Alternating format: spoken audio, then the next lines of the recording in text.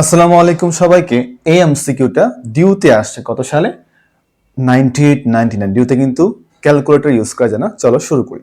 তো বলছে যে মূলদ্বয়ের এত সমীকরণের মূলদ্বয়ের বর্গের সমষ্টি কত? ধরলাম হচ্ছে মূলদ্বয় হচ্ছে আলফা বিটা, তাহলে কি লেখা যায় এখানে? আলফা স্কয়ার প্লাস লেখা যায় বিটা স্কয়ার। ওকে, তাহলে আমরা কিন্তু সূত্র জানি যে হচ্ছে মূলদ্বয়ের বর্গের সমষ্টি কি লেখা যায়।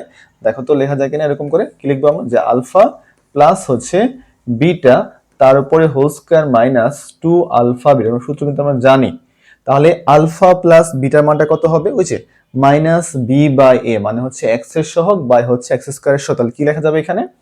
লিখলাম এখানে 2 বাই হচ্ছে 3 তার উপরে হোল স্কয়ার, তারপর কি আছে 2, তারপর দেখো মূলদ্বয়ের গুণফল আলফা বিটা কি লেখা যায়? এই যে হচ্ছে সি বাই এস, সি মানে কত? 1 বাই আর হচ্ছে 3 হবে। তো কি লিখলাম এখানে?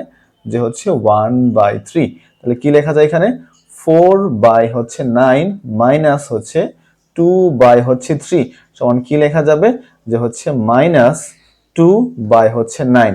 এইটা যদি ম্যানুয়ালি করো তোমার খুবই কম সময় লাগে, 10 সেকেন্ড লাগবে না, তুমি তাড়াতাড়ি আনসার করতে পারবা। তাহলে কোনটা হবে? -2/3। মাইনাস কোথায় আছে? 4 নাম্বার।